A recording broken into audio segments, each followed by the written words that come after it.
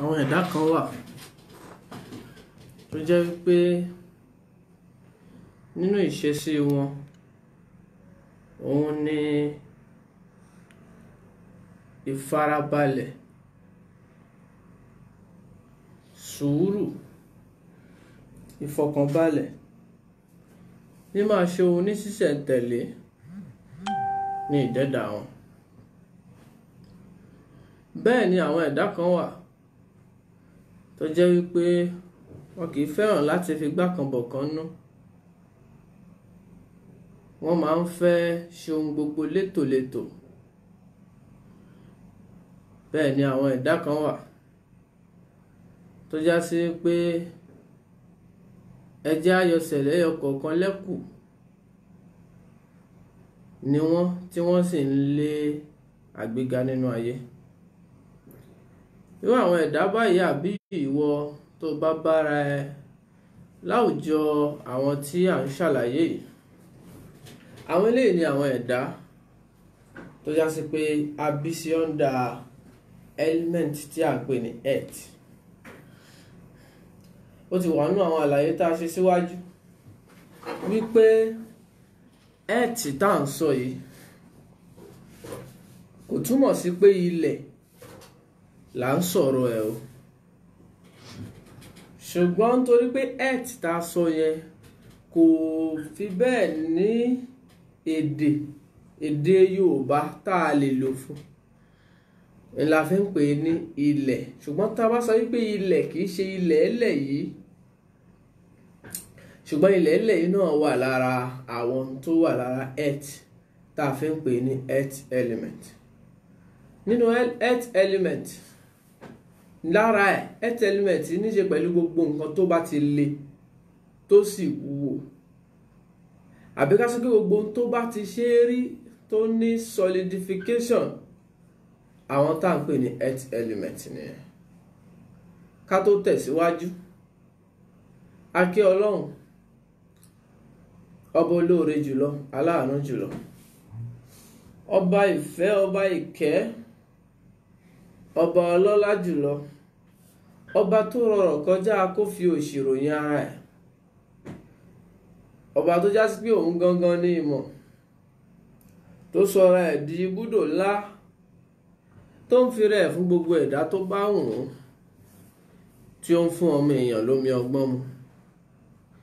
Òun náà ló fún ọmọ èèyàn lómi ọgbọ́n mu débi pé kò sí tí ó tún máa sọ pé kò sọ́lọ́run. Òun náà lómi ọgbọ́n tí ń bẹ lára ẹlòmíì tí ó lọ́lọ́run mà wá. Ọlọ́run tó pínra ẹ̀ káàkiri tó fi rẹ̀ rú gbogbo ayé lójú. Ìbà yín o. Bẹ́ẹ̀ ni bá a ṣe ń kí Ọlọ́run là ń kí gbogbo ẹ̀yin olólùfẹ́ tó já sí pé ẹ ti wà lórí afẹ́fẹ́ dè wá. Nẹ́tíwọ̀kì ò gbọ́dọ̀ dá yín láàmú tí kò. Wàlékún salam.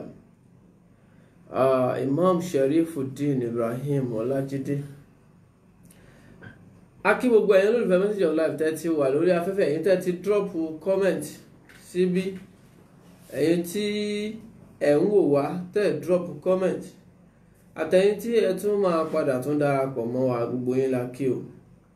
Àdúrà wa ni wípé àánú Ọlọ́run, oore ẹ̀, ìkẹ́ ẹ̀ àti ọlá ẹ̀ kó má fi gbogbo ẹnì kọ̀ọ̀kan wálẹ̀, kó tún máa bá wa gbé. Bá a ṣe ń kí yín náà lórí ètò lálẹ́ yìí, là ń kí yín pé a máa kú ìpalẹ̀mọ́ ọdún.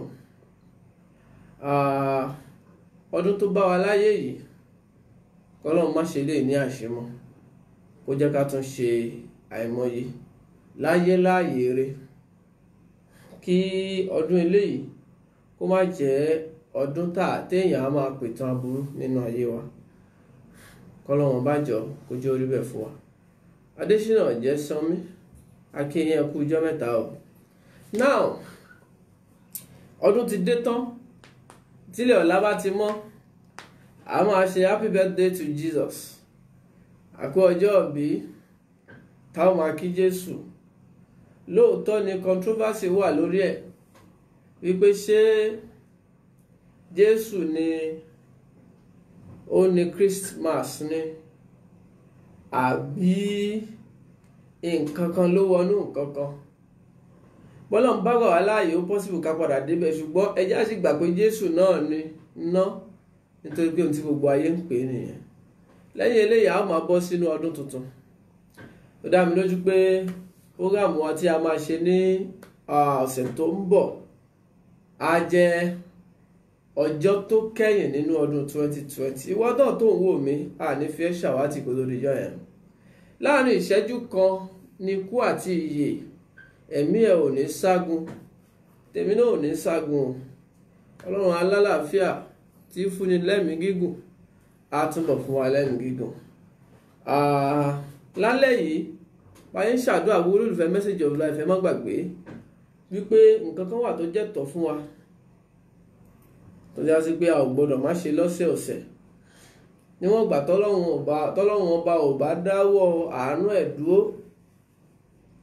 lórí wa, tó sì ń ṣọ́ amòye àgbà tí ò sì kúrò lára wa, toró náà ni mọ̀ tó wà lára wa.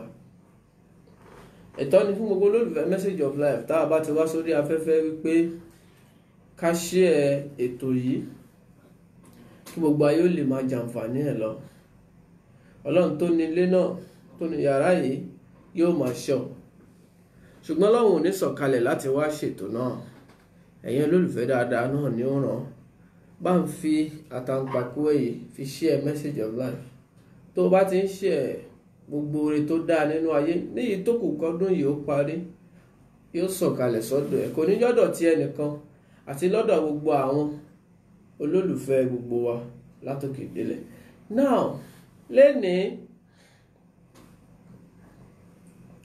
a ti ṣàlàyé ọ̀pọ̀lọpọ̀ ọ̀rọ̀ nínú àwọn ètò tá a ti ṣe kọjá nípa air element afẹ́fẹ́ àti àwọn ẹ̀dá tá a bá dá ní ìdẹ́dà afẹ́fẹ́ yìí. A ti ṣàlàyé nípa wọn ní ṣókí nítorí pé kò ṣeé sọ tán. Níwọ̀nba básìkò bá gbà wá tó náà la fi ń sọ. Oyèbámijí Wàsíù Adétúnjí, ẹ káàbọ̀, Ọlọ́run máa dúró tẹ̀yìn náà. Níwọ̀nba bígbà bá ṣe gbà wá tó ni a fi ń ṣàlàyé kọ̀ọ̀kan nínú àwọn tá à ń tẹnubọ̀. Ṣùgbọ́n bó ṣe wù kó rí, níwọ̀nba ìṣẹ́jú tá a ní náà, ogun tó bá jàǹfààní fọ́mọ èèyàn tá a sì ní láti gbọ́, à ń ṣàlàyé ẹ̀ tẹ̀síwájú. Lálẹ́ yìí earth element ni ohun tá a fẹ́ sọ̀rọ̀ nípa ẹ̀. Ohun tó ń jẹ́ earth gẹ́gẹ́ bí àlàyé tí à ń ṣe lọ ni pé gbogbo ohun tó bá ti ṣe é rí, àbí tó strong, àbí tó le, àbí tá a lè fi structure tí a lè fi ṣe agbára fún nǹkan kan, earth ni. Òkúta, earth ni. Irin, earth ni. Lẹ́yìn náà iyẹ̀pẹ̀, earth ni. Álọ́ọ̀mù, earth ni. Iyọ̀, earth ni, àti bẹ́ẹ̀ bẹ́ẹ̀ lọ. Ṣùgbọ́n tá a bá rí báyìí, ilẹ̀ ẹ̀rẹ̀ tá a wà, earth náà ni. Gbogbo tá a bá ti rí tó strong, earth element ló ń sábà dominate wọn, tó ń jẹ́ nature ni mò ń sọ o. Earth element ló ń dominate wọn. Now àwọn ẹ̀dá tá a bá wá dá nídà earth, kí ni ìjẹyàn wọn? Ó dá mi lójú pé bó ṣe ń wò mí, gbogbo olólùfẹ́ Message of Life, ó gbàgbé láti share ètò náà. Ó dẹ̀ dá mi lójú gbogbo olólùfẹ́ tó ń wò mí náà ni ó gbàgbé láti follow page yìí tó bá ti follow ẹ̀. Ó sì dá mi lójú gbogbo olólùfẹ́ tó ń wò mí ni ò ní gbàgbé láti subscribe sí YouTube channel Message of Life. Gẹ́gẹ́ bá a ṣe máa ń sọ ní gbogbo ìgbà pé tó bá fẹ́ rí wa lórí YouTube, wọ́n kàn search fún MOLF TV, MOLF TV, MOLF space TV. Tó bá ti search fún, wàá rí Message of Life. Now gbogbo èèyàn tá a bá dá nídà earth, kí ni ìjẹyàn wọn? Irú àwọn èèyàn báyìí wọ́n máa dá láwùjọ, àwùjọ tẹ́ ẹ bá ti rí wọn, àwùjọ tí máa ń dùn tó sì máa ń létò ni, nítorí pé àwọn nìkan ni àwọn ẹ̀dá tó já sí pé wọ́n mọ ètò ìlú ṣe. Àwọn nìkan ni wọ́n mọ ètò ìjọba ṣe dáadáa, nítorí pé irú àwọn èèyàn báyìí tó já sí pé health ló dominate wọn, wọ́n bá sábà ń jẹ́ loyal, àbí kí n sọ yí pé wọ́n máa sábà ń jẹ́ a good servant nígbà tá a bá nírò wọn lọ́mọṣẹ́. Béèyàn bá nírò wọn lọ́gàá, á jọ̀gá tó dáa. Báwo ni dídá àwọn ṣe wá rí? Ṣó túmọ̀ sí pé àwọn ò dáa ni? No, kò túmọ̀ sí pé ọ̀dà. Irú dídá àwọn ló wà lára earth element tí láti Minna Adénúgà Ismaila Akínyìn lọ́jọ́ Tuesday a máa retí. Now, irú dídá àwọn ló wà lára earth tá a fi ń pè wọ́n ní àwọn ẹ̀dá tó dáa. Kéèyàn wà faithful, ẹni tí ó dáa láti fọkàn tán, àwọn tá a lè trust wípé wọn kì í lọ́gbọ́n àlùmọ̀kọ́rọ́ yìí, àwọn tí èèyàn lè ensure àwọn dúkìá ẹ̀ pẹ̀lú, àwọn tí wọ́n lè báyàn secure life èèyàn, àwọn ọ̀rẹ́ tó já sí pé kò ní ní ẹ lọ́rẹ̀ẹ́ kó máa lọ sọ̀rọ̀ ẹ lábòsí fẹ́lòmí. Tó bá nínú wọn lọ́mọṣẹ́, á sìn ẹ́ tọkàntọkàn. Àwọn olùsìn, àwọn tí wọ́n máa ń sìn ní tọkàntọkàn ni. Tó bá jẹ́ pé Ọlọ́run náà ni wọ́n fẹ́ sìn, wọn ò ní diversify, wọn ò ní máa ṣojú méjì bí ọ̀bẹ.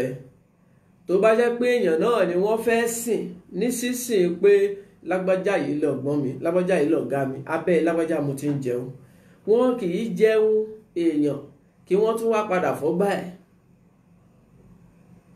Irú àwọn èèyàn báyìí wọ́n máa ń sábà ń bẹ̀rù ohun tí karma fẹ́ fà wọ́n ṣe. Àwọn eléyìí wọ́n máa ń sábà ń believe nínú karma. They so much believe in karma. Láì tí ìgbọ́ rí, ẹ̀mí wa máa believe wípé ìyà ń bọ̀ wá jẹ àwọn táwọn bá fi lè ṣe tí ò dá o. Àwọn àgbẹ̀san. So irú àwọn èèyàn báyìí máa ń nígbàgbọ́ nú ẹ̀san púpọ̀. Wọ́n dẹ̀ máa ń nígbàgbọ́ nú Ọlọ́run pé Ọlọ́run ń bọ̀ wá ṣẹ̀san fáṣebí. Nítorí ìbẹ̀rù ẹ̀san á jẹ́ kí wọ́n jẹ́ ẹ̀dá tí ó máa gbìyànjú láti má ṣàbúrú fọ́mọlàkejì ẹ̀. Irú ìdí èèyàn báyìí á wà lára wọn. Akíndélé Abbas láti Italy, ẹ̀yin náà kú dédé àsìkò yìí o. Á jẹ́ kí wọ́n máa gbìyànjú láti má jẹ́ aláburú èèyàn, láti má jẹ́ ẹni tí ìbànújẹ́ ó máa tọwọ́ ẹ̀ dọ́wọ́ àwọn èèyàn, láti má gbé èèyàn kankan ṣubú. Aspect kan ni. Nínú àwọn èèyàn yìí, bàbá bá wọn láwùjọ. Àwọn ẹ̀dá báyìí, irú àwọn èèyàn, àwọn kan nínú àwọn tó máa jẹ́ earth element yìí, wọ́n máa ń kúndùn ẹbí wọn púpọ̀. Wọ́n máa ń nígbàgbọ́ nú ẹbí gan. Wọ́n máa ń believe wípé ẹbí àwọn òun ni priority àwọn. Kì í ṣe ẹbí tá a dálẹ̀ fúnra wa là ń sọ̀rọ̀ nípa ẹ̀. I'm talking about ẹbí tá a ti yọ jáde. Nítorí pé ìṣesí ìpìlẹ̀ ló máa ń wà lára wọn.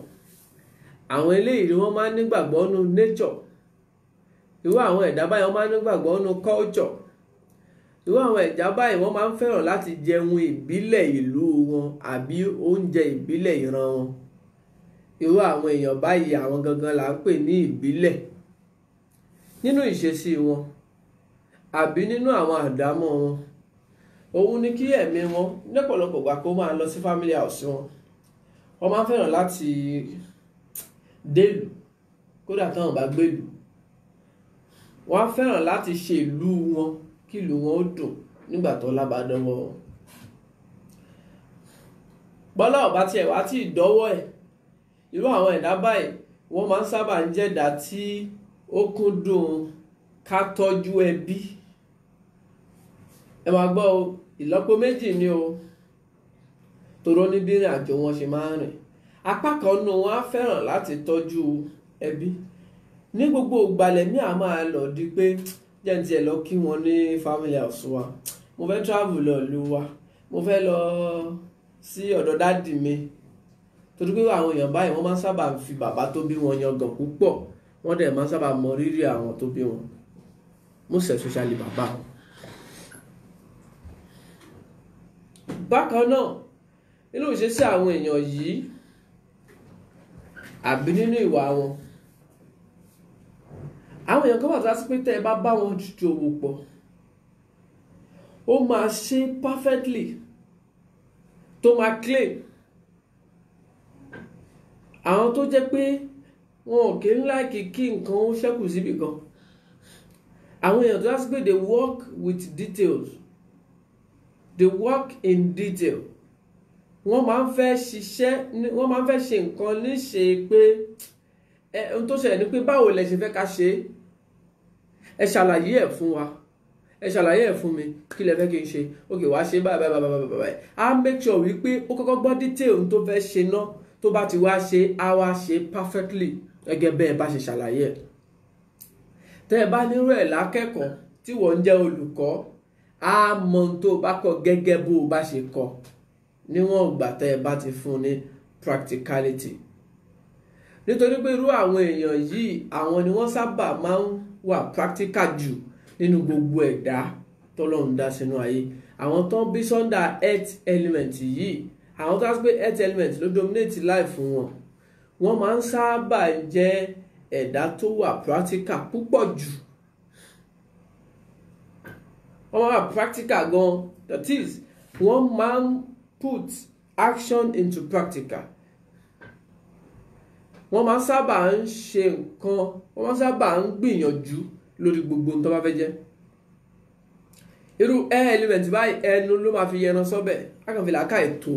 Òun ní láti fi làákàyè tó fún àwọn tí wọ́n wà practical, tí wọ́n jẹ́ earth element, láti practicalize ẹ̀. Lẹ́fi máa rọ́gà mí tí ò mọṣẹ́ ṣe, ṣùgbọ́n iṣẹ́ ẹ̀ máa perfect torí pé láwọn ọmọọṣẹ́ tán wà practical tán lè ṣe. Tó bá ṣe analyze ẹ̀ fún mi báyìí báyìí lè ṣe máa ṣe. Irú àwọn èèyàn yìí ọmọ abúlé ni wọ́n. Gbogbo àwọn tó bá jẹ́ earth element, Jamiu Ọlámilékan, Ọlọ́run ló ń ṣiṣẹ́. Gbogbo àwọn tó bá jẹ́ earth element, wọ́n máa ń sábà ń jẹ́ ọmọ abúlé. Apá kan nínú wọn agbábúlé, apá kan nínú wọn tó ń gbé gbòòrò afẹ́ràn abúlé, afẹ́ràn ìtàn ìlú ẹ̀, torí àwọn culturist nìyẹn, àwọn naturist nìyẹn. Afẹ́ràn ìtàn ìlú ẹ̀, afẹ́ràn oríkì ìlú ẹ̀. Bẹ́ẹ̀ bá kì í lóríkì ìlú ẹ̀, òun lórí àmọ́ àwùgbé ó máa ṣe o, àbí kẹ́ẹ̀kan lọ pé Ládìgún, oríkì tiẹ̀ nìyẹn, inú àá máa dùn sí orí àwú, àbí kẹ́ ẹ pè ní oríkì ilẹ̀. Bẹ́ẹ̀ bá ti ń kì, àwọn ni wọ́n máa ń fẹ́ràn láti ṣe fáàrí kí wọ́n kira wọn pẹ̀lú ìran bàbá wọn.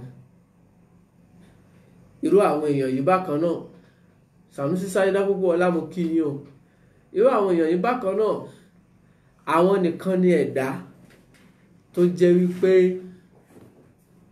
lẹ́yìn pé wọ́n wà practical, tó yá sí pé wọ́n máa ń fẹ́ gbìyànjú nǹkan, àsọpọ̀ ọmọ ìbílẹ̀ ni wọ́n. Jíjẹ oúnjẹ wọn, àwọn eléyìí ò ní láti pápánu. Rísíkà Yàyà mo kí yín o, àwọn eléyìí ò ní láti pápánu.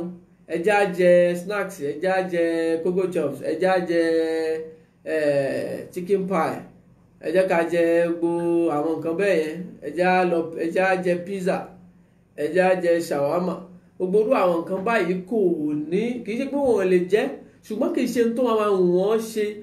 Tẹ́bí bá pa bí kó rí oúnjẹ ìbílẹ̀, ẹ fún lámàlà, ẹ fún lẹ́bà, ẹ fún fùfú, ẹ fún ní ráìsì, ẹ fún ní gàrí, ẹ fún ní ẹ̀kọ, ẹ fún ní most especially ohun tí wọ́n bá sábà ń jẹ jù nínú ìbílẹ̀ ìran tá a ti bí.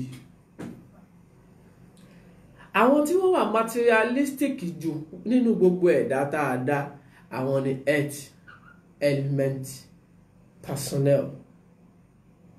Àwọn tí ó já sí pé earth element personalities ni wọ́n, àwọn ni wọ́n máa ń sábà ń fẹ́ràn owó púpọ̀ jù. Méjì ni wọ́n. Àwọn kan nù wọn ní tọ́wọ́ fẹ́ báyìí ṣiṣẹ́, a ní wọ́n máa ń sábà jẹ́ tó ń ṣiṣẹ́ àṣekára. Torí pé irú àwọn èèyàn yìí wọ́n fẹ́ràn láti ṣe iṣẹ́ bí èèyàn mẹ́wàá ẹgbẹ́ fóònù nìkan. Tẹ́ ẹ bá ṣàtì ń kì í pé Àlàmú okú iṣẹ́, Àlàmú ọgọ̀, dákun sọ ọ jẹun, ẹ̀dákun èyí tí ì ṣe tán àti jẹun, ẹ jọ̀ọ́ ẹ jẹ́ kó ń parí iṣẹ́ tí òun ń ṣe. Bẹ́ẹ̀ bá ti fi lè yìn tẹ́ǹkì tí ò wà depressed, tí kìíní yẹn tẹ́ bá ti ń yìn inú à máa dùn sí, ó tún lè ṣe more than tẹ́ expect kò ṣe. Nítorí pé irú àwọn ẹni máa ń fẹ́ràn oríyìn púpọ̀. Wọ́n máa ń fẹ́ràn kéèyàn appreciate àwọn púpọ̀ kódà kó má fún wọn lówó. Àwọn ló máa sọ wípé èló lówó tí mo fẹ́ gbà lọ́wọ́ ẹ̀, owó yẹn kọ́ ló wà important sí mi, but kò appreciate. Appreciation máa ń jẹ àwọn eléyìí lógún gan. Wọ́n máa ń mọyì ẹ̀tẹ́. Sorry, wọ́n máa ń mọyì kéèyàn fún wọn níyì. Nítorí pé gbogbo ìgbà náà máa ń ronú ẹ̀tẹ́. Dárasími Akínbùsí Florence, wọ́n lóòótọ́ ọ̀rọ̀ ni ó tà ń sọ. Mo máa ń sábà ń sọ wípé àwùjọ tí wọ́n bá ti ń parọ́, ẹ̀mí àwùjọ yẹn ò ní gùn. Àṣídátù Bọ́lá, wọ́n lóòótọ́ ọ̀rọ̀ ni ó tà ń sọ.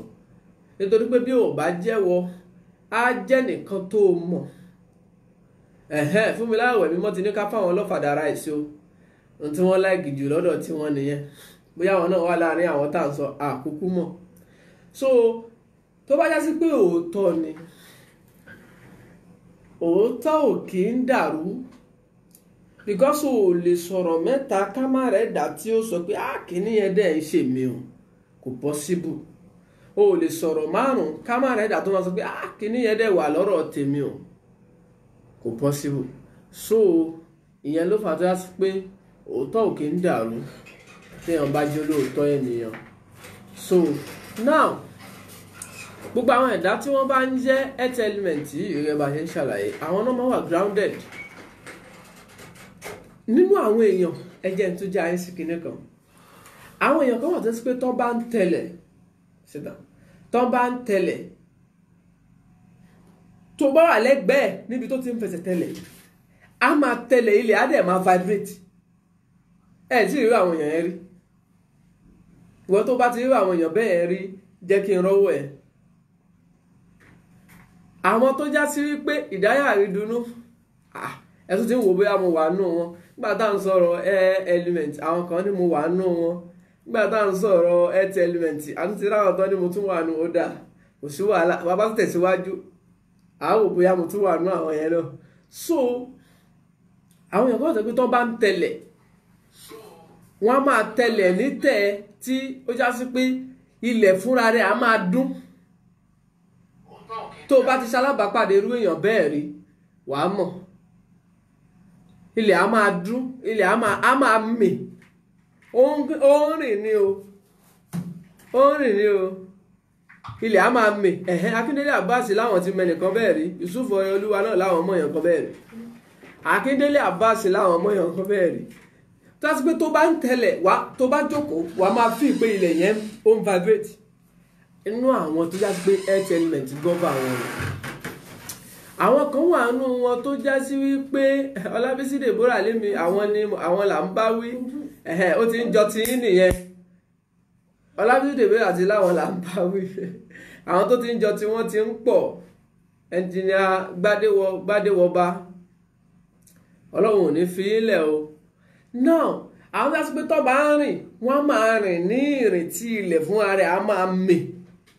Nínú àwọn tí ó já sí pé wọ́n wà grounded, nínú àwọn tí wọ́n wà ní earth element, àwọn apá kan wà nù wọn bẹ́ẹ̀. Torí pé àwọn kan wà nù wọn tó já sí pé àwọn náà máa ń sọ wípé ilẹ̀ ń ṣẹ̀rù bà wọ́n lọ́mọdé. Àwọn kan wà nù wọn tó já sí pé wọn ò ní tètè fẹsẹ̀ múlẹ̀, wọ́n máa ní delay. Ọ̀pọ̀lọpọ̀ àwọn tó bá jẹ́ earth element characteristics ni wọ́n máa ń sábà ní delay láti ìbẹ̀rẹ̀ ayé wọn. wọ́n máa ń sábà ní delay, ìdádúró, ìfàsẹ́yìn láti bẹ̀rẹ̀ ayé wọn. Ìdádúró yẹn náà ó wá bọ́mọ míì débi àti rìn, ó bọ́mọ míì débi àti wéyín. Ẹ má gbàgbé o, Adésínà Ọ̀jẹ́sánmi ń tà ń sọ lọ́wọ́ lásìkò yìí, ó lè má jọ̀rọ̀ I am Taurus tẹ́ ẹ kọ yìí nìkan o, àbí kódà ó tiẹ̀ lè kúrò lágbọ́n nìyẹn. Ẹ máa pín nígbà tá à ń sọ̀rọ̀ element mi máa sọ pé àwọn Taurus àwọn kinní kan náà, a sì máa bọ̀rọ̀ débẹ̀ yẹn, torí pé ẹlòmíì wà tí ò ń ṣe Taurus, tí ò ń ṣe Virgo, tí ò ń ṣe Capricorn, tó dẹ̀ yẹ pé earth element ni. Báwo lẹ ṣe fẹ́ mọ̀ yẹn? So yẹn la fi kọ́kọ́ máa dájú kan pé àwọn sign báyìí náà wà lọ́ndà earth element, ibi tá à ń lọ jìnnà jù bẹ́ẹ̀ lọ. A sì máa sọ̀kalẹ̀ síbẹ̀ yẹn láti ṣàlàyé báwo làwọn ṣe rí. Ṣùgbọ́n generally gbogbo ẹ̀dá, ìyẹn ló fà tó parasitis là ń kà. Ẹlòmíì wà tí ò kì í ṣe àwọn sign mẹ́tẹ̀ẹ̀ta yìí, tó dẹ̀ já sí pé àwọn tá à ń kà yìí wà lára ẹ̀, a máa wò pé báwo ló ń ṣe ṣe. Ẹlòmíì wà tí wọ́n máa sọ fún pé mèrè ni, nínú àwọn tá a dẹ̀ ń sọ yìí wà nínú ayé ẹ̀, wà á máa wò pé báwo ló ṣe ṣe. Ibẹ̀ yẹn gangan lọ̀rọ̀ wa sì máa padà wọ̀ lọ́jọ́ iwájú. Medina Ọpẹ́yẹmí, ẹ má gbàgbé láti share message of life. Gbogbo ẹ̀yin tẹ́ tún padà wọlé sáàrin wa, sáwùjọ wa, tètò náà ń dùn mọ́ nú, ẹ gbìyànjú, ẹ jíǹrere ètò yìí fáyé, ẹ jẹ́ kí gbogbo ayé ó mọ̀ yìí pé ètò náà exist, ẹ jẹ́ kí gbogbo ayé ó mọ̀ pé ètò náà wà, kí wọ́n lè máa jàǹfààní. Ẹnìkan pè mí lénìí nínú àwọn èèyàn wa láti US, wọ́n ní nínú àwọn ọ̀rọ̀ tí ẹ máa ń sọ, òun ní pé ohun tí ó bá wà lórí social media tí ò bá kí ń ṣe ohun tó ń entertain àwọn èèyàn, tí wọ́n máa rẹ́rìn sí, ayé kì í ní interest nínú ẹ̀. Ṣùgbọ́n níbi tá a lo ayé dé nísìn, a ní láti tẹ̀síwájú. Tọ́pìkì wa ni ẹ máa ti rí lórí screen, ẹ máa rí lórí fídíò yẹn, ẹ máa ti rí earth element characteristics ní tọ́pìkì wa lénìí. So a ní láti tẹ̀síwájú ká lè mú àwọn nǹkan kan. Gbogbo ohun tá à ń sọ yìí a sì ń gun ládàá ni, à ń gun nípele ìpele ká lè tẹ̀síwájú lọ síbi tá à ń lọ, àti ìdébẹ̀ rárá. Ṣó ti yé? So ká tẹ̀síwájú. Irú àwọn èèyàn báyìí, àwọn kan wà ní wọn tó yá sí pé wọ́n á nílẹ̀ iṣẹ́ ìrùbà wọn, wọ́n á ní ẹ lọ bọlẹ̀ fún, wọ́n á ní ẹ pelẹ̀ fún. Àwọn bàbá wa nílẹ̀ Yorùbá, wọ́n á móbì àbàtà olójú mẹ́ta, wọ́n á gbé omi, wọ́n á ṣètò ẹ̀, ó ní tí wọ́n á máa wí sómi, ó ní tí wọ́n á máa wí sóbì, wọ́n á fi kan ọmọ náà níwájú orí, wọ́n á fi kàn án látẹlẹsẹ̀, wọ́n á wá, ó ti láwọn gbólóhùn tí wọ́n á wí, ó yá ilẹ̀ má ṣẹ̀rù bà á mọ́, ṣe báyìí báyìí báyìí báyìí báyìí, wọ́n á da obì. Ọwọ́ àti dobì tóbì yàn láìpẹ́ láì jìnnà, ó lè jẹ́ lọ́jọ́ yẹn gangan lọmọ náà bẹ̀rẹ̀ sí fẹsẹ̀ rìn, nítorí pé ọmọ yẹn ó belong sọ́dọ̀ wọn. Ṣùgbọ́n tún láwọn nǹkan míì tó máa ń fà á tó já sí pé ibi tó belong sí yẹn á tún wá dàbí ẹrù, nítorí pé ẹni tó belong sínú omi lodò ń ṣẹ̀rùbà, àbí bẹ́ẹ̀ kọ́? Ẹni tó belong sómi á sọ wípé tó ń bá dé tí odò á ṣe máa ṣàlàyé ẹ̀, torí pé ẹni tó belong sómi lomi ń pa, ẹni tó belong sára aná ni iná ń pa, ẹni tó belong sára ilẹ̀, ibẹ̀ náà nìṣòro ẹ̀ ti máa fẹ́ máa dìde. Ló fà á tó yá sí pé wọ́n á ní ilẹ̀ ń ṣẹ̀rùbà ru wọn, ni wọ́n ṣe nídìí ètò. Lẹ́yìn yẹn, gbogbo ohun tó bá ti wà material, tó bá ṣe materialize, àbí láti pé gbogbo irú àwọn èèyàn báyìí, wọ́n máa ń fẹ́ materialize gbogbo nǹkan. Gbogbo ohun tó bá ní lọ́wọ́, wọ́n máa materialize ẹ̀, wọ́n á lò ó láti tún fi gain nǹkan míì tó ń jẹ́ owó. Àwọn eléyìí material wealth ó jẹ wọ́n lógún ju anything nílé ayé yìí lọ. Wàlékún sálàmà, ìyá wa àgbà nínú ilé ńlá, ìyá wa Aminatu Kéóyẹmí, ẹ má bínú pé mo bá yín lóye, mo pè yín lórúkọ o, wọn lórúkọ la fi ń pọba aládé, ẹ má bínú. Àwọn ìyá wa tí wọ́n ń tọ́jú wa nìyẹn, Ọlọ́run jẹ́ á rí yín pẹ́. Ní gbogbo ìgbà ẹ kọjá ẹni tí wọ́n ń fojú parẹ́ nínú ayé. Ọlọ́run tí ó gbé yín kalẹ̀ fún wa ní dáadáa kò ní fi yín lẹ̀ ńgbà kankan. Wọ́n ní bẹ́ẹ̀ bá wà lórí igi á máa bọ̀wọ̀ fún. Ewé tó wà lórí yín tí ń jí ẹ̀ṣọ́ tó jàánú Ọlọ́run, Ọlọ́run má jẹ́ ó ká kúrò lórí yín láéláé. Ààbò náà kó má ká kúrò lórí yín, kó má ká kúrò lórí tiwa náà àti gbogbo àwọn olólùfẹ́ ètò wa Message of Life. so gẹ́gẹ́ bí àlàyé tá à ń ṣe lọ now irú àwọn èèyàn yìí wọ́n fẹ́ràn owó púpọ̀, wọ́n láìkí owó ṣùgbọ́n wọn kì í fẹ́ fọ̀nà ẹ̀bùrú wa àwọn kan, ṣùgbọ́n àwọn tí kìíní bá wá dí lẹ́nu púpọ̀ jù wọ́n fẹ́ràn owó ló máa ń gbé wọn dédìí oògùn owó.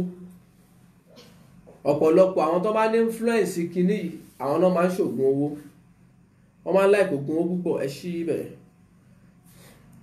wọ́n máa ń sábà fọ́ síbẹ̀ tó bá ti ní challenge dé báyìí ronú ẹ̀ pé ẹ wo mo nídìí owó, torí pé gbogbo ìgbésí ayé wọn gbogbo ohun tí wọ́n bá ń ṣe níṣẹ́ pé ẹ̀ tí la pè é, gbogbo ohun tó bá ń ṣe nílé ayé yìí táyé yìí máa fi dùn fún wọn ni wọ́n máa ń fẹ́.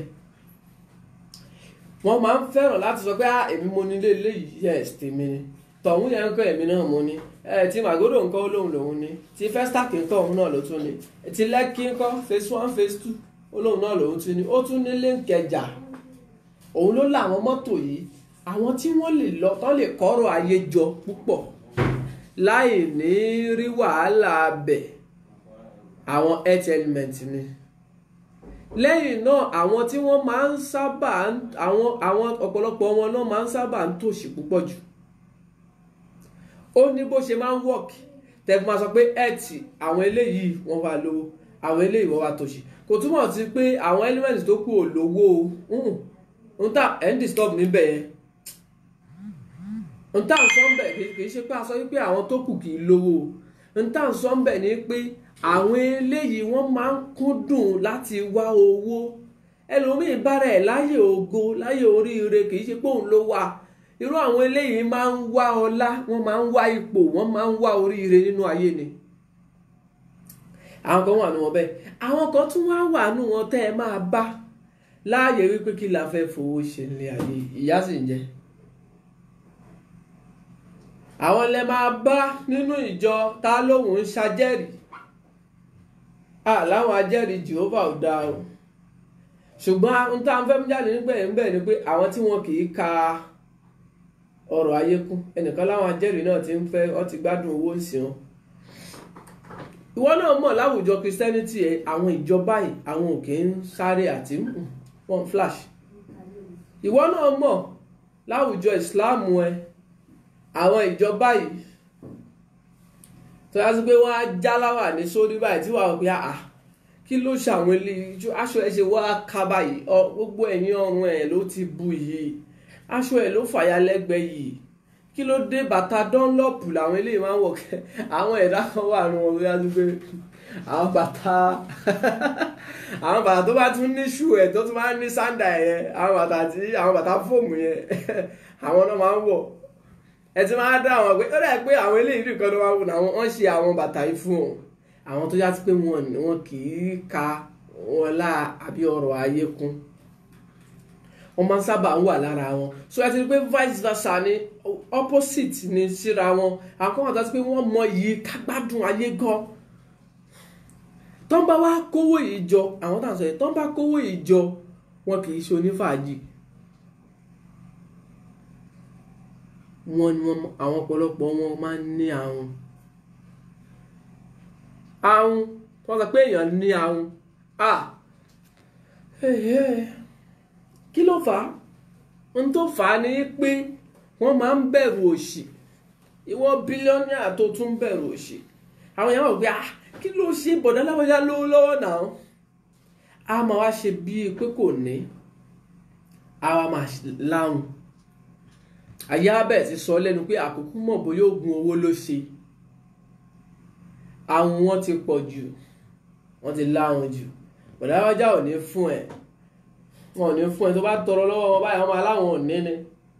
Irú àwọn èèyàn bẹ́ẹ̀ tí wọ́n sì ní tó dára lójú pé wọ́n ní, ó pọ́sì kò jẹ́ pé ẹ̀rù àìní ló ń bà wọ́n. Wọ́n máa èyí tán bá ní wọ́n fẹ́ manipulate, wọ́n á fẹ́ utilize ẹ̀. Ìwọ̀nba owó tán bá ní wọ́n máa fẹ́ rí bíi material láti tún fi wá mi. Tán bá tún rí mi, wọ́n á tún rí ẹ̀ náà bíi material láti tún fi wá mi. Tán bá tún rí mi, wọ́n á tún rí ẹ̀ náà bíi material láti tún fi wá mi. Owó ò wá ní tó wọn, wọ́n máa wá láwọn sí. So gbogbo eléyìí máa ń sọ wọ́n dáhùn nítorí pé wọ́n ń bẹ̀rù pé ṣé ìṣepò òun máa tòṣì báyìí. Lẹ́yìn yẹn irú àwọn èèyàn yìí, ọ̀pọ̀lọpọ̀ àwọn tó ń jẹ́ health element yìí wọ́n máa ń bẹ̀rù ìṣubú pé wọn kì í jìnnà sílẹ̀ kódà kí wọ́n ní ẹ̀ máa rí wọn bí olóṣì. àwọn èèyàn kan wà ní wọn tó ṣe pé tán bá fẹ́ wọ́n máa ń ṣàánú ṣùgbọ́n wọ́n máa ń fẹ́ràn láti ṣàánú àwọn olóṣì torí pé àwọn tí wọ́n á máa bá ṣe àwọn tí wọ́n tó wọn ni torí àlàyé sọ pé wọn kì í jìnnà sílẹ̀ ẹ̀ tì lápè tán bá rí ṣe ìṣesí olóṣì máa wà lára wọn. ṣé àwọn pé ìṣesí olóṣì ni kí èèyàn jókòó síta báyìí kó ní kọ́mọ́ òun wá kúlíkúlí òun fẹ́ mu gààrí àbí kọ́mọ́ òun ẹja díndín wá ẹja díndín báwo ẹ̀sà ẹ̀yìn dídí sí òun lè ṣe báyìí ẹja díndín á ní tó òun jẹ nìyẹn ẹ̀wọ̀n òun wá pọ̀ mọ́ sí sùn. so gbóró àwọn nǹkan báyìí lẹ́yìn yẹn kẹ́ ẹ máa bá wọn láàrin àwọn aláìní iye àwọn tó bá fẹ́ lawọ́ nù wọn ẹ máa bá wọn láàrin àwọn aláìní wọn bá ṣe jù nítorí pé element yẹn nìyẹn. lẹ́yìn yẹn kéèyàn jẹ́ workaholic kéèyàn jẹ́ ẹni tí ò ní sinmi ẹni tí ò rí sinmi tó gbogbo ìgbà ló máa ń ṣiṣẹ́ gbogbo ìgbà ló máa ń serious àwọn ẹni ló serious jù nínú gbogbo ẹ̀dá tọ́lọ́run dá tabaléèyàn serious ló máa fi sọ pé òun ṣiṣẹ́ rówó òun ni o òun mọ wàhálà tóun ṣe o sórí àwọn èèyàn yìí máa ń serious gan ti gbogbo nǹkan tó wọ́n fẹ́ ṣe náà máa ń serious gbogbo nǹkan náà máa ń mójútó tí 5 naira bá sọnù nínú owó ẹ̀ ó fẹ́ mọ bóyá ṣẹlẹ̀ torí pé wọ́n máa ń mọ bóyá ń calculate nǹkan gan tí 20 naira bá dínkù nínú owó ẹ̀ ó fẹ́ mọ ohun tó fà á. Ìrètí Ọlá Táíwò ẹ má gbàgbé láti share message of life. mo kí olólùfẹ́ mi dáadáa Àṣàfà Ọlámilékan Fábit kí Ọlọ́run túbọ̀ ṣàánú kó jẹ́ kí gbogbo wọn túbọ̀ máa tẹ̀síwájú sí nínú àwọn alátìlẹ́yìn message of life nìyẹn tí wọ́n ń dúró tì wá tí wọ́n jẹ́ kétò náà dàrú ìgbésí ayé tí inú ní dàrú pẹ̀lú àṣẹ Ọlọ́run àti àánú orúkọ àtọ́láì bó ṣe máa rí nìyẹn. so now nínú àwọn ẹ̀dá tá à ń sọ yìí a ní wọ́n wà bẹ́ẹ̀ tó já sí pé wọ́n máa ń já láàánú ṣùgbọ́n àánú wọn láti ṣe fún àwọn tí ò bá ní wọn kì í láìkí ké àwọn kan wà bẹ́ẹ̀ ṣe ni pé mò ń kún wọn sí méjì opposite ni àwọn àtẹ́gbẹ́ wọn kì í láìkí kí nira máa báyàn kéèyàn má ní lẹ́gbẹ̀ẹ́ wọn ṣùgbọ́n wọn kì í ṣe humanitarian wọn kì í ṣe philanthropist ayé kí n sọ pé a lè pè wọ́n lórí nínú àpà gbogbo ohun tí wọ́n fẹ́ náwó wọn sí wọn aṣọ ẹni lóhùn ò lówó lọ́wọ́ ẹ lọ bá ń wò ó ṣé kò lówó lọ́wọ́ lóòótọ́ kó tó ṣoore wọn fẹ́ ṣoore síbi tó re yẹn ò bá tẹ́ ẹ̀ bá ti nídìí ẹ̀ gan kò ní fẹ́ fún yín ẹni tó máa ṣoore fún wa pé ẹni yẹn nídìí oore yẹn gan lẹ́yìn yẹn appreciation àwọn ènìyàn fẹ́ràn láti máa appreciate èèyàn wọ́n dẹ̀ máa ń kúndùn kéèyàn appreciate àwọn àsọpọ̀ àwọn ènìyàn naturist ni wọ́n culturist ni wọ́n gbogbo ẹni tó bá belong sínú earth wọ́n gbọ́dọ̀ wádìí kí ni wọ́n ń sìn nínú ìran babaláku bàbá wọn kí wọ́n dẹ̀ máa nawọ́ síbẹ̀ gẹ́gẹ́ bí àwọn ẹlẹ́kọ̀ọ́ kan ṣe sọ. ṣe mọ̀ pọ̀rọ̀ ẹ̀sìn kan là ń sọ bí mo máa sábà ń ṣàlàyé fún ẹlòmíì tó ṣe ń join wa for the first time ọ̀rọ̀ ẹ̀kọ́ là ń sọ bí o. so wọ́n need láti tẹ̀lé ìṣẹ̀ṣe ilẹ̀ orírun bàbá wọn láti make survival wọn kó yá tí wọ́n bá fẹ́ tètè délé ológo. wọ́n gbọ́dọ̀ wo ìṣẹ̀ṣe wọ́n gbọ́dọ̀ wo torí pé tí ẹ bá ṣàkíyèsí gbogbo ìwọ tí wọn náà bá wà láàrin àwọn tá à ń sọ̀rọ̀ ẹ̀ yìí wàá fẹ́ràn láti gbọ́tàn ìlú ẹ̀ tó bá ti gbọ́tàn ìlú o gbọ́dọ̀ gbọ́tò òòṣà tó wọ̀lú yẹn mọ́ bó o ṣe ní interest nínú ẹ̀ yẹn subconsciously interest spirit yẹn wà nínú kí ni wọ́n ń ṣe lóòṣà àbí lórí ìrun baba ńlá kú baba ẹ̀ tí ló belong sí o gbọ́dọ̀ mọ tí wọ́n ń ṣe lórí ìrun yín tó ń jẹ́ tìpìlẹ̀ yín báwo ni ìtàn ìlú yín báwo ni ìtàn ilẹ̀ yín ṣe jẹ́. irú àwọn èèyàn yìí àwọn tó máa ń sábà ń rìnrìn àjò ká tẹ̀lúdó wọ́n máa ń sábà ní earth element lára. Àwọn àgbẹ̀ nìyẹn, àwọn tó já sí pé wọ́n ń kọlẹ̀ wọ́n ń kọbè. Gbogbo àwọn tó máa jẹ́ earth element bákan náà wọ́n gbọ́dọ̀ máa align ara wọn. Ẹ jẹ́ ká fi nọ́mbà tí ẹ máa pè sílẹ̀ láàrin ọ̀rọ̀ yẹn kí ọjọ́ tó lọ. Fún ẹlòmíì tó ní béèrè láti béèrè nípa ara ẹ̀, àbí tó fẹ́ ní advice tó fẹ́ fún wa, àbí tó fẹ́ confirm tá à ń sọ yìí lórí ètò yìí, ẹ pè sórí nọ́mbà yìí 08095925036. nọ́mbà tẹ́ máa pè sí nìyẹn láti béèrè ìbéèrè lórí afẹ́fẹ́ lọ́wọ́ amòye àgbà nípa ohun tá à ń ṣàlàyé lọ́wọ́, àbí gbogbo àwọn tá a ti ṣàlàyé sẹ́yìn. nọ́mbà tẹ́ máa pè wá sí ni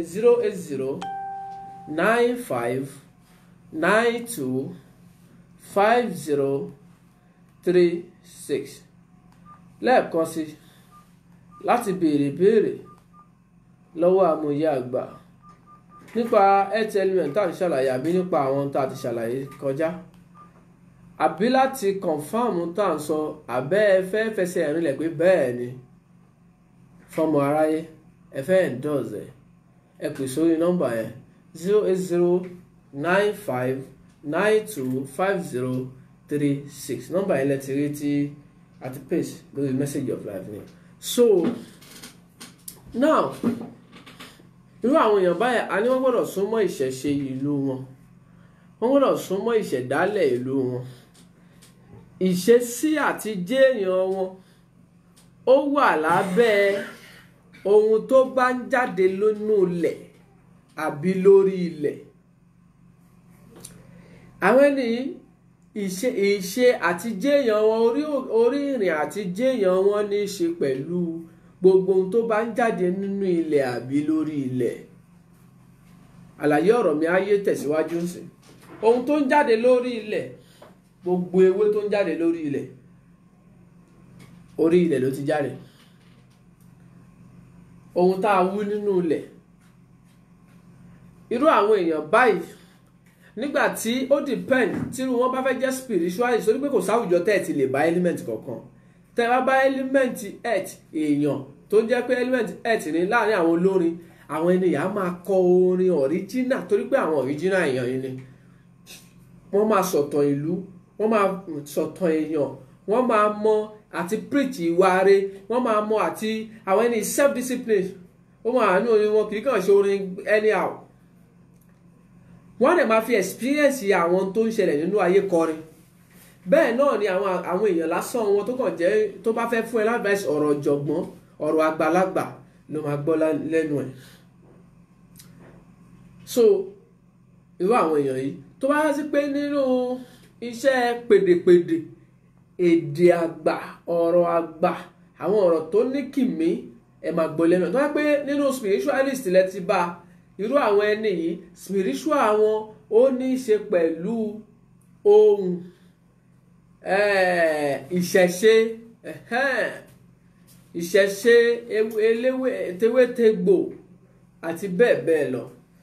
So tí wọ́n lè fi gbani là náà nìyẹn. Tó bá jẹ́yàn lásán tí wọ́n náà belong under element yìí, ó nídìí ewé àtegbò gẹ́gẹ́ bí ẹ̀kọ́ ṣe sọ.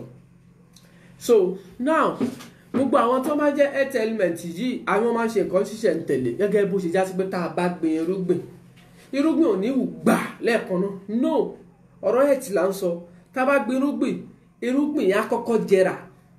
Nínú problem àwọn ẹni yìí ni pé wọn kì í lè tètè make decision.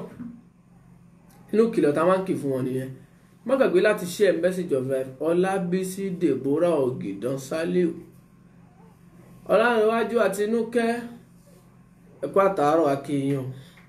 So àti make decision ní kíákíá problem ni fún wọn. Ìwọ tó fẹ́ pe message of life sórí ètò yìí, torí báwọn èèyàn máa ń béèrè pé ẹ fàyè béèrè lẹ̀, wọ́n máa ń pè wá fún ló ń jẹ́ ká máa fàyè béèrè lẹ̀. So ó fẹ́ kí wa ni, ó fẹ́ bá wa sọ̀rọ̀ ni, ó fẹ́ endorse ní tá à ń sọ ni, àbò fẹ́ béèrè. nọ́mbà tẹ́ máa pè sí òun ni 08095925036. nọ́mbà tẹ́ máa pè sí lẹ́ẹ̀kan sí òun ni 08095925036. so irú àwọn èèyàn yìí wọn kì í lè tètè make decision pé nǹkan báyìí mo fẹ́ ṣe nínú problem wọn ni nítorí pé òun wà under decision lọ́wọ́, ó sì wà lórí pé báwo lẹ fẹ́ ṣe báyìí ó ń cast ẹ̀ lọ́wọ́, àwọn ẹgbẹ́ ẹ̀ ti lọ, òun wà lójú kan. ó máa ń pẹ́ kí wọ́n tó rìnrìn àjò kan tó jẹ́yàn nínú ayé. gbogbo health element sì rèé àwọn lẹ̀mí wọ́n máa ń sábà ń gùn nínú ayé. kí ló fà á tí ẹ̀mí àwọn èèyàn fi máa ń gùn lápá àwọn ìlú òkèèrè, ìlú òkè, láwọn ìlú lókè ń bẹ̀ yẹn? kí ló fà á? nítorí pé wọ́n align ara wọn pẹ̀lú nature. ìwọ tó bá máa rí ewé dáadáa, tó máa mí atẹ́gùn láti inú ewé yẹn gẹ́gẹ́ bí ìrìnàjò òrùn sára ewé yẹn, tó máa fà á símú directly, tó yá sí pé torí pé atẹ́gùn, àwọn àyè kan wà tó yá sí pé atẹ́gùn bẹ̀ original ni kó tó di pé ó máa di fake mọ́ wa lọ́wọ́. tó bá wà létí omi àbí létí òkun for instance, afẹ́fẹ́ tó máa fẹ́ sí ẹ wàá máa fi gbé yes right direct from the factory láfẹ́fẹ́ ilé, àbí bẹ́ẹ̀ kọ́? àwọn fi pé afẹ́fẹ́ ilé yìí láti inú factory direct ni, ìwọ ló kọ́kọ́ gbà sára, follow come ni, ìwọ ló kọ́kọ́ gba atẹ́gùn yìí sára. bẹ́ẹ̀ tó wá sí pé inú ọgbà ló wà àbí nínú oko, afẹ́fẹ́ tó máa feel lásìkò yìí, afẹ́fẹ́ yẹn náà wọ́n ṣe ni tuntun láfẹ́fẹ́ tó ń gbà sára yẹn. ìwọ tí o bá lè connect tó align ara ẹ pẹ̀lú nature directly lára afẹ́fẹ́ ni àbí kó máa rí ẹ̀mí gígùn yẹn, ó lè má yá. ọ̀rọ̀ kára àtúkọ́ là ń sọ yìí, à ń sọ̀rọ̀ nípa báwo lè fẹ́ align ara pẹ̀lú nature torí gbogbo ẹ̀ fẹ́ ṣiṣẹ́ papọ̀ ni. kì í ṣe pé kò sáwọn ẹlẹ́mìí kíkúrú lọ́hùn-ún, bọ̀ ọ̀pọ̀lọpọ̀ wọn lẹ̀mí wọn máa ń gùn. why? àwùjọ tá a wà ń mẹ́mí èèyàn kúrú torí pé gbogbo ìlú tá a wà yìí nìsín, gbogbo ilé iṣẹ́ tí wọ́n ti ń manufacture nǹkan wọ́n ń ba cloud jẹ́. lápèjúwe wọ́n ń ba cloud jẹ́ lọ́nà wo? gbogbo èéfín tó ń rú nínú company wọn, gbogbo èéfín tó ń rú nínú company wọn, torí pé kò sí company tí wọ́n ti máa produce nǹkan tí wọ́n ní máa dáná nǹkan kan bí èéfín. ó wá wọ́ọ̀sì wọn tó generator káàtì tó wá sọ ẹ lọ gbọ́ àwọn factories káàkiri, gbogbo èéfín tó ń rú sókè tó ń lọ òkè yẹn, àwọn èéfín yẹn lọ ń fẹ́ sínú afẹ́fẹ́ ni. àwọn kan àtẹ́gbọ́n máa ń dì sínú cloud ni, ó máa dì á lọ dì bí òkúta báyìí. nígbà tí òjò bá fẹ́ rọ̀ látòkè, òjò àwọ̀ gbogbo ẹ̀ wálẹ̀. gbogbo àwọn tí wọ́n máa ń fi omi òjò ṣe nǹkan spiritually tó ń ṣiṣẹ́ direct tẹ́lẹ̀, omi òjò ti weak torí pé ó ti wà contaminated láti òkè lọ́hùn. wàá wá sọ pé wọ́n fún ẹ ní kinní yìí kó o fomi òjò direct tó o gbè kó o fi ṣe omi òjò àkọ́kọ́ tó bá rọ̀ lọ́dún, òjò àkọ́kọ́ tó bá rọ̀ lọ́dún sì ó ti ní virus, kì í ṣe original mọ́. torí gbogbo ohun tó wà lókè yẹn òun àkọ́wọ́ wálẹ̀ ni, ó ti bá àwọn nǹkan burúkú wá. ẹ wá jẹ́ àyè májì, ṣé gbogbo eléyìí wà láyé ìgbà kan? ohun tó fa tẹ́mi kì í fi gùn lápá bí nìyẹn. tẹ́ bá àlékò tó bá ti lọ 60 years 70, bàbá arúgbó nìyẹn. láwọn ìlú lókè ń bẹ̀ yẹn tí wọ́n bá kún 70 wọn lọ́wọ́ kékeré ni, láyé ìgbà kan wọn ló ṣọ́kú ni. nítorí pé wọ́n align ara wọn pẹ̀lú nature. gbogbo àwọn èèyàn báyìí wọ́n ní láti máa wà nínú igbó, láti máa fíìlì oko, fọwọ́ kan koríko. wọ́n ní láti máa connect ara wọn pẹ̀lú ilẹ̀ àtẹ́lẹsẹ̀ ẹ̀ kó máa kanlẹ̀, àtẹ́lẹwọ́ ẹ̀ kó máa kanlẹ̀, ó gbọ́dọ̀ máa fẹsẹ̀ rìn. gbogbo eléyìí tí mo ti ẹ̀ ń sọ yìí ó ní í ṣe pẹ̀lú gbogbo èèyàn tó bá fẹ́ máa wà healthy, ó gbọ́dọ̀ máa fi ẹsẹ̀ rìn, ó gbọ́dọ̀ máa connect ara ẹ pẹ̀lú nature directly. o gbọ́dọ̀ máa fẹsẹ̀ rìn kì í ṣe nínú bedroom ọ̀tọ̀ ní sípàsì tó wà ń bẹ bàtà tó wà ń bẹ tó fẹ́ wọ̀ sitting room ẹ oníbàtà tó fẹ́ wọ bàtà bedroom lẹ́yìn yẹn láàrin compound oníbàtà tó ń wọ̀ o fẹ́ wọnú mọ́tò tún ti kó sí ṣù o dé ọ́fíìsì kò ṣeé bọ́lẹ̀ gbogbo bọ́lẹ̀ o tún ní sípàsì tó fẹ́ wọ̀ ń bẹ láti bẹ̀ wà èèyàn á lárùn because mi máa fẹsẹ̀ tẹ́lẹ̀ yìí máa ń release toxin ilẹ̀ máa ń connect kí là ń sọ yìí fún gbogbo ẹ̀yàn ọ̀jọ̀gbọ́n mo mọ̀ pé ó máa yé yín ẹ má gbàgbé láti share message of life ẹ fẹ́ lọ join ìṣẹ̀lẹ̀ kẹ́ ẹ̀ lè máa fẹsẹ̀ rìn Jùmọ̀kẹ́ Badmus eléyìí má dẹ̀ tún ga ọ ẹ wo bí tí wọ́n tún ronú lọ di ìṣẹ̀lẹ̀ Ọlọ́run ṣàánú wá sí wàhálà èèyàn ẹ lọ gbọ́ àwọn àgbà oko àwọn bàbá oko wọ́n máa ń fẹsẹ̀ rìn àlàáfíà máa pọ̀ ẹ̀mí wọn á gùn gbogbo àwọn health element most especially wọ́n need láti máa wà grounded kán dẹ̀ máa fẹsẹ̀ fara wọn kanlẹ̀ fara yílẹ̀ tó bá ṣeé ṣe fọwọ́ kanlẹ̀ fẹsẹ̀ kanlẹ̀ tó bá ṣeé ṣe ó wà very very important kí àjò àlàáfíà wọn kó lè máa yá so gbogbo àwọn èèyàn báyẹn gẹ́gẹ́ bí àlàyé tá à ń bá lọ tó bá ní the spiritual láti sustain life wọn ohun tó ní ṣe pẹ̀lú nature bí ewé bí egbò bí ẹfomikun ẹṣin nǹkan ni wọ́n need àwọn tí wọ́n need oògùn rèé tẹ́ bá rí àwọn tí wọ́n wá já síbẹ̀ tó já sí pé oògùn ni wọ́n ṣe wọ́n máa ń ní ìgbéraga púpọ̀ jù wọ́n á believe pé kò sí tó fẹ́ mú àwọn nígbà táwọn dẹ̀ ti lóògùn yìí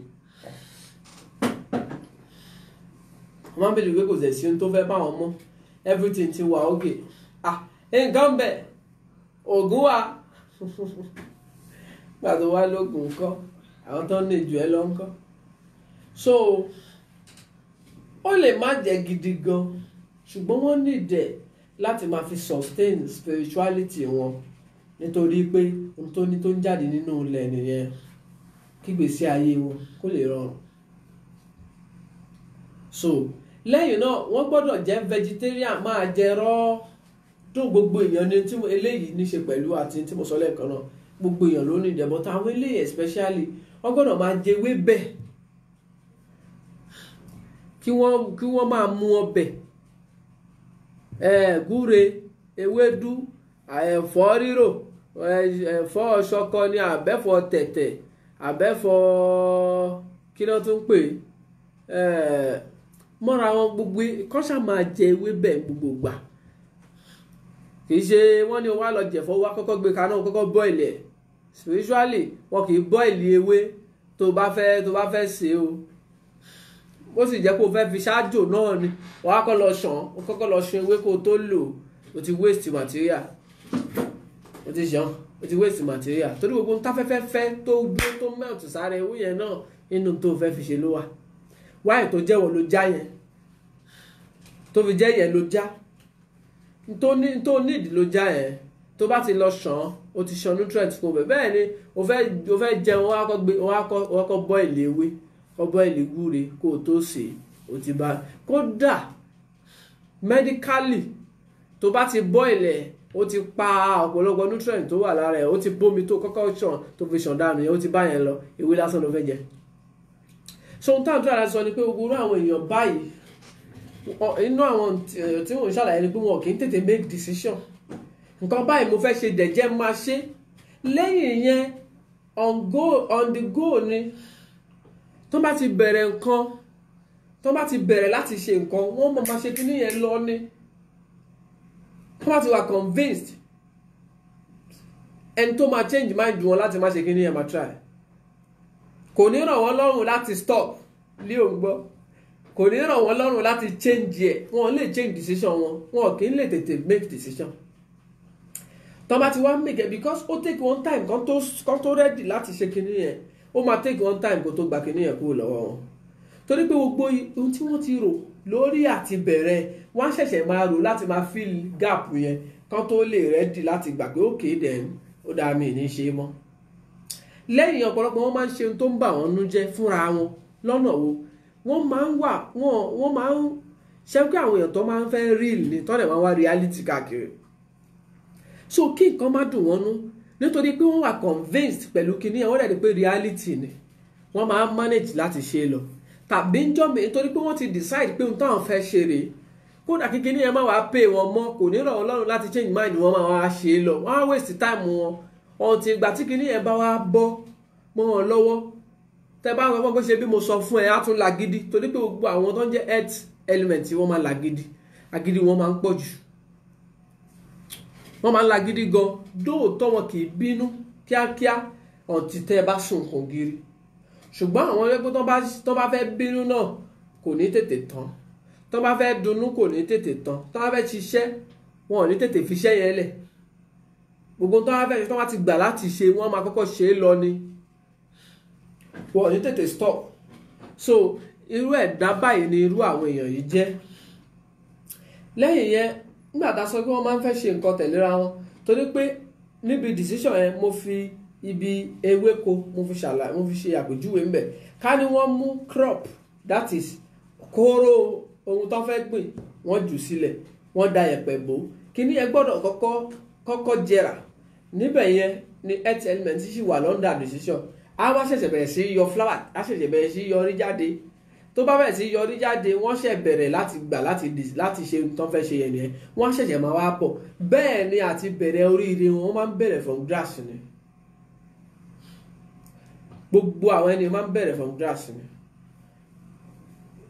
àyàfi àwọn apá kan nínú wọn tó bá jogún ṣùgbọ́n ọ̀pọ̀lọpọ̀ wọn máa ń bẹ̀rẹ̀ láti ilẹ̀ pẹ̀pẹ̀ ni táwọn fẹ́ ṣe oríire ṣùgbọ́n tó bá ń fọyín ni pé àwọn kan wà náà tó bá bẹ̀rẹ̀ láti ilẹ̀ tó bá lọ òkè ṣe é mọ̀ wípé ọmọ ilẹ̀ ni wọ́n lálá àwọn tó bá lọ òkè ó possible kó tún padà wálẹ̀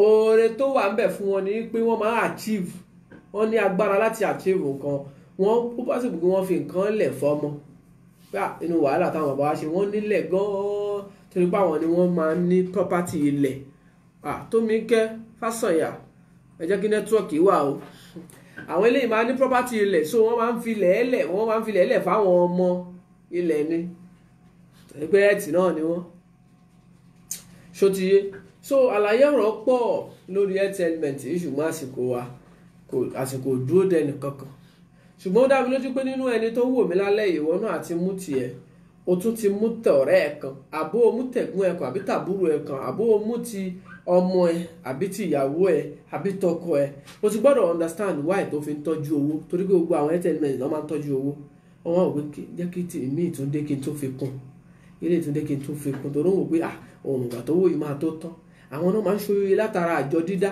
àbí lóònù gbígbà àbí ẹja fi tí eléyìí kóra wọn àwọn náà ń ṣe cooperative ẹja máa tọ́jú ẹ̀ díẹ̀díẹ̀ nítorí pé ọ̀nà àti là wọn kì í ṣe owó kì í ṣe gbàm lẹ́ẹ̀kan náà pé ẹja rípò lẹ́ẹ̀kan náà gbà díẹ̀ gradual process ni láti ṣoríire fún wọn ṣùgbọ́n nínú wọn kí n kàn fẹ́ lè kádì ẹ̀ nínú wọn ni egun wọn máa ń strong gan bó bá bárú ẹ̀ pàdé tó bá kàn ọ̀rọ̀ lù ẹ́ wà ní ọmọ yìí ò sọ́ra but ó ní weight tó bá kàn wá ṣubú lù ẹ́ bóyá ẹjọ́ ń play ball tó bá fi egun tiẹ̀ gbá tiẹ̀ ìwọ ló máa ní problem òun ò ní ṣubú ń tiẹ̀ tó bá yẹ pé torí pé ara wọn máa ń heavy egun tí wọ́n fi construct pé solid ohun tó bá ń ṣe pẹ̀lú solidification la fi sọ̀rọ̀ nípa earth element àbí so kí ni irin nígbà tá a bá kọ́lé irin la fi gbélé dúró earth tá a fi gbélé dúró nìyẹn now lára àwa èèyàn kí ni wọ́n fi gbé wa ró egun ni ó túmọ̀ sí pé earth element yìí náà ló ń ṣiṣẹ́ lára egun ọmọ èèyàn gbogbo ẹni tó bá ní bone ache àbí ó ní crack àbí ó ní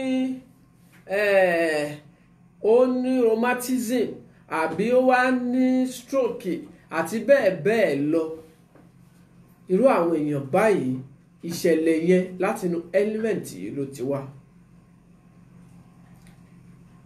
gbogbo irú àwọn èèyàn báyìí máa ń sábà àwọn kan ní wọn máa ń jẹ́ olókùn tó máa ti tó máa padà wá dẹni tí wọ́n ń rù káàkiri tá ti ṣe wàhálà púpọ̀ jù ara máa wá béèrè fún ẹ̀mí àdẹ́gbò. So pẹ̀lú wọ̀nba àlàyé lórí earth element yìí, kí ni tá a wá fẹ́ mú jáde ń bẹ̀? Ìwọ tó gbọ́ tó sọ fẹ́ pé element earth nìyẹn, ṣé ìyẹn ló fẹ́ ṣe eléyìí fún ẹ? Ṣé ìyẹn ló fẹ́ kó o bímọ? Ṣé ìyẹn ló fẹ́ kó o rí ìyàwó fẹ́? Ṣé ìyẹn ló fẹ́ kó o gbádùn ayé? Ṣé ìyẹn ló fẹ́ kó o jẹ́yàn láyé? Ní ìta ń ṣàlàyé lọ́wọ́ ya kan, a sì ń sọ̀rọ̀ general characteristics tó wà lára element kọ̀ọ̀kan níbi tá à ń lọ gangan. Nígbà tá a bá ṣàlàyé element mẹ́rẹ̀ẹ̀rin délẹ̀, gbogbo wa náà lájọ máa fojú wa rí. Gbogbo olólùfẹ́ message of life, bá a ṣe wá ọ̀sẹ̀ tá à ń bá yín, a ò ní fi yín ṣàwátì o, ẹ̀yin náà ò ní fi amòye àgbà ṣàwátì. Àwa láwọn máa wá, ẹ̀yin la máa bá. Àánú á túbọ̀ máa lépa bá wa. Wọ́n ní lọ́dọọdún ni màrìwò ń ṣẹ̀ṣọ́, lọ́dọọdún ni pèrègùn ń léwó. Ní gbogbo ìgbà lọ́dọọdún ni ire, àánú àti ìkẹ́ ayé wa túbọ̀ máa pọ̀ sí ní gbogbo ìgbà, ní gbogbo ọdọọdún. Bó ṣe máa rí fún ẹnìyẹn tó bá gbà bẹ́ẹ̀, bó ṣe máa rí fèmí náà nìyẹn, níwọ̀n ìgbà tí ìgbàgbọ́ mi ò bá shake. Gbogbo olólùfẹ́ message of life, ẹ má jà gbàgbé ẹ̀tọ́ wa. Bá a ṣe ń share message of life, bá a ṣe ń follow page yìí, bá a ṣe ń subscribe sí YouTube channel message of life, ẹ má jà gbàgbé wípé ọdún tuntun ló tún ń bọ̀ yìí. Ẹ jẹ́ aṣọ gbogbo létòlétò, ká má kọjá àyè wa. Ìmọ̀ wọn ara ẹni ìlékè ọgbọ́n, ẹ já mọ̀ wọn ara wa. Ohun tí ọwọ́ èèyàn ò tó, má fi gọ̀gọ̀ fà á. Ní tó mọ̀ pàgbára ẹ̀ ò ní ká, má gbìyànjú àti ṣe, nítorí pé tó bá jálé ẹ lórí tán, wàá mú mi sí ni o. Torí pé igbe tèmi tó mi lẹ́rù lóníkálukú a máa pariwo. Ọlọ́run ò ní já rí jàǹbá. Iṣẹ́ Ọlọ́run àtàbò ẹ̀ ní ìtókù kọ́dún yìí parí kò ní ká kúrò lórí wa. Ìṣọ́ Ọlọ́run fún ara rẹ̀ á dúró tì wá. Gbogbo ohun tá a máa fi ṣọdún, lówó ni, lálàáfíà ni, ní dúkìá ni, Ọlọ́run ọba darí ẹ̀ sí wa, kò ní fi wálẹ̀ nígbà kankan. Títí táwọn àfi pàdé lọ́sẹ̀ tó ń bọ̀, àwa lámọ̀ wá, ẹ̀yin lámọ̀ bá. Ẹni tó bá ní ká má dé, ńlá ní dé bá. Bẹ́ẹ̀ ni àìlé oṣù kan ò sí, àfẹnitóṣù náà ò ní bá láyé. Ẹni tó bá ní ká má wá, ètò yẹn á dé, òun ni ò ní bá láyé. Bó ṣe máa rí nìyẹn. Bó ṣe máa rí nìyẹn. Wo olólùfẹ́ message of life náà, àánú Ọlọ́run á tún bọ̀ máa wà pẹ̀lú yẹn. Má gbàgbé láti mú nǹkan ọdún àmọ̀ye àgbà wá o. Mo ti ń gba nǹkan ọdún o. Ẹ má gbàgbé láti mú nǹkan ọdún àmọ̀ye àgbà wá o.